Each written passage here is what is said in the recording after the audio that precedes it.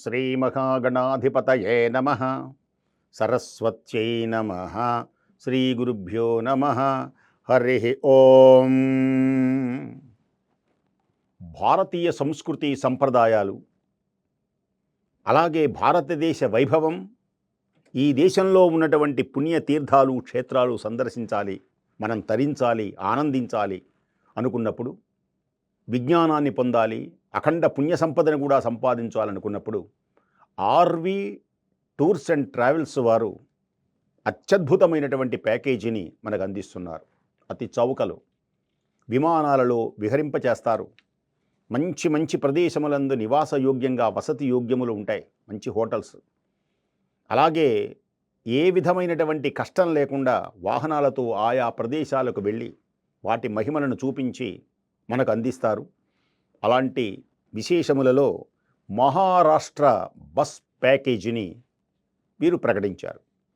మహారాష్ట్ర అంటేనే అసలు వేదంలో కూడా రాష్ట్ర అనే పదం, ఉపనిషత్తులో రాష్ట్ర అనే పదం ఉంటుంది. మహారాష్ట్ర, ఈ మహారాష్ట్ర అని పేరు వింటేనే చాలు అనేకమైన పుణ్యక్షేత్రాలకు నిలయం, వీర ప్రతాపాలకు నిలయం. మనకు వీర శివాజీ, శంభాజీ, ఇది వీరులన్నమాట. అంతేకాక మహాభక్తులకు నిలయం, మహాపుణ్యక్షేత్రాలకు నిలయం. వాటిలో ప్రసిద్ధి వహించింది పండరి. ఆ అద్భుతమైనటువంటి పండరి, భీమానది, చంద్రభాగ, శివకేశవులకు నిలయమై పుండరీకుడు అని పేరు కలిగినటువంటి ఆయనకు ప్రత్యక్షమైనాడు మహానుభావుడు.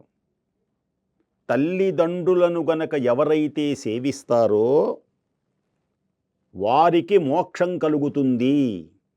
దానికి నిదర్శనమే ఈ పుండరీక పాండురంగ చరిత్ర అని శాశ్వతంగా ఇక్కడ ఉండమని పుండరీకుడు కోరితే ఆ ఇటుక మీద నుంచొని నడుములకు చేతులు పెట్టి ఉంటాడు ఇతను. ఈ కృష్ణ భగవానుడు అంటారు ఇన్ని, లేదా పండరినాథుడు అంటారు. కృష్ణుడే పండరినాథుడుగా పాండురంగ స్వామి అంటారు. ఇక ఎక్కడా ఇలాంటి రూపం ఉండదు.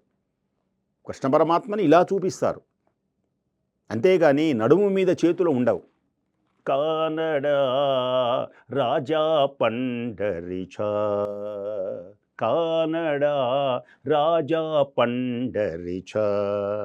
వేదాతీతుడై, నిరాకారుడై, నిరంజనుడైనటువంటి మహానుభావుడు నడుము మీద చేతులు ఉంచి ఇటుక మీద ఉన్న దివ్యమైనటువంటి ప్రదేశం పాండురంగడు. విఠల విఠల విఠల విఠల విఠల విఠల విఠల విఠల విఠల పాండురంగ విఠల. ఇక్కడ దేవుణ్ణి విఠల దేవుడు అంటారు. అంటే వైకుంఠవాసైన నారాయణుడే కృష్ణ పరమాత్మగా అవతరించాడు. రుక్మిణి సంగా, హే రుక్మిణి సంగా, హే పాండురంగా ప్రార్థిస్తారు. అక్కడ ఉన్నటువంటి దివ్యమైనటువంటి చంద్రభాగ, విరజా నది ఆ చంద్రభాగయే, విరజా నది ఆ చంద్రభాగయే, పరంధాముడా పాండురంగడే. ఆ పాండురంగని సేవించి తరించే అద్భుతమైనటువంటి సుందర దృశ్యం. అలాగే షిరిడి సాయినాథ్ మహారాజ్కి జై. సాయిబాబా దివ్యమైనటువంటి ఆలయం. ఆయన ఎక్కడ పుట్టాడో, ఎవరికి పుట్టాడో తెలియదు. అయినప్పటికీ మహర్షాపతి ఆయనను చూచి సాయి, ఆవో సాయి అన్నాడట. ఆనాటి నుంచి ఆయనకు సాయి అనేటువంటి పేరు సార్థకత అయింది. అలాంటి పుణ్యమైనటువంటి క్షేత్రం షిరిడి. అలాగే శని సింగణాపూర్, అక్కడ శనీశ్వరుని ఆరాధిస్తే శనిపీడలు ఉండవు. ఆ ఊళ్ళో గొప్పతనం ఏమిటి అంటే ఎక్కడ ఏ ఇంటికి తలుపులు ఉండవు. అందరూ ఇంతంతలావు తలుపులు, గాడ్రేజ్ తలుపులు, ఓహో ఓహో అని తాళాలు పెడతారు. అక్కడ ఏమీ ఉండవు. ఒక్క దొంగతనాలు జరగవు. ఇవ్వెల్టికి కూడా. అలాంటి పుణ్యమైనటువంటి ప్రదేశం ఔరంగాబాద్, తాజ్మహల్. అలాగే ఇక్కడ గొప్ప విశేషం ఏంటి అంటే ఒక 4 జ్యోతిర్లింగాలు ఇక్కడనే ఉన్నాయి. అలాగే భీమశంకర జ్యోతిర్లింగం, త్రయంబకేశ్వర్, అక్కడనే గౌతమి పుడుతుంది. అంటే గౌతముడు అని పేరు కలిగినటువంటి మహర్షి తపస్సు చేస్తే గంగ కొరకై అక్కడ పుట్టినటువంటిది నాసిక్. అద్భుతమైనటువంటి ప్రదేశంలో ఆమెయే గోదావరి అవుతుంది. గోవు యొక్క ప్రాణములను ఇచ్చినటువంటి శ్రేష్టమైనటువంటి నది గనక ఆ గోదావరిని గౌతమి అని పిలుస్తారు, గంగను భాగీరథి అన్నట్లుగా. అలాంటి పుణ్యమైనటువంటి విశేషాలు అక్కడనే మనకు దర్శనమిస్తాయి. త్రయంబకం యజామహే సుగంధిం పుష్టివర్ధనం. త్రయంబకేశ్వరుని యొక్క దివ్య ఆలయం, అలాగే గృష్టేశ్వర జ్యోతిర్లింగం కూడా మనకి ఇక్కడ కనపడుతుంది.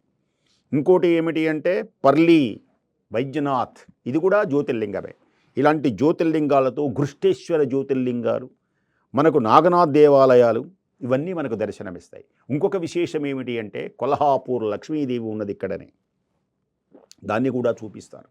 వెంకటేశ్వర స్వామి వారు ఉదయించినప్పుడు లక్ష్మీదేవి అలిగి వెళ్ళిపోతుంది. ఆ కొల్హాపూర్ ఇక్కడనే అమ్మవారు ఉంటుందన్నమాట. లక్ష్మీం క్షీరసముద్రరాజతనయాం శ్రీరంగధామేశ్వరీం సిద్ధలక్ష్మీ మోక్షలక్ష్మీ జయలక్ష్మీ సరస్వతి శ్రీలక్ష్మీ వరలక్ష్మిశ్చ ప్రసన్న మమ సర్వదా. అలాగే పాళి, అలాగే రేణుకాదేవి యొక్క దివ్యమైనటువంటి శక్తిపీఠం మనకు దర్శనమిస్తుంది.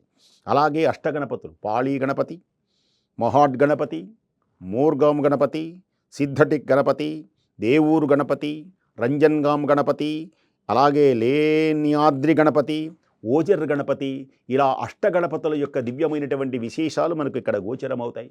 అలాంటి పుణ్యమైనటువంటి క్షేత్రములు సందర్శించడం, రేణుకాదేవి జమదగ్ని యొక్క భార్య, ఆ దివ్యమైనటువంటి ఆలయం కూడా మనకు దర్శనమిస్తుంది. అమ్మవారి యొక్క దివ్య అనుగ్రహాన్ని పొందుతూ, అష్టగణపతుల యొక్క దివ్య దీవెన పొందుతూ, వీటిలో 4 జ్యోతిర్లింగములు మనకు దర్శనమిస్తాయి. వీటన్నిటినీ సందర్శించి ఆనందించి పులకించి మహారాష్ట్ర వైభవాన్ని, వీర శివాజీ శంభాజీలు, ఇంకా ఎందరో ఉన్నారు మహానుభావులు. ఆ మహారాష్ట్ర అనగానే అంతటి శక్తివంతమై ధీర వీరులకు నిలయమే కాక మహాభక్తులకు కూడా నిలయమై ఆ మహోన్నతమైనటువంటి సక్కుబాయి, అలాగే తుకారాం, నామదేవు, ఎందరెందరో మహాభక్తులు తరించిన పుణ్యభూమి. అలాంటి భూమిని మనం సందర్శించడానికి ఆర్వి ట్రావెల్స్ వాళ్ళు చక్కని అవకాశాన్ని ఇచ్చారు. ఇంకా మీకు అనుమానములు కలిగితే దీని మీద ఉన్నటువంటి నెంబర్లని ఒక్కసారి వారిని సంప్రదించినట్లయితే సకల వివరములు మీకు తెలిసి ఆనందాన్ని కలుగుతాయి. స్వస్తి.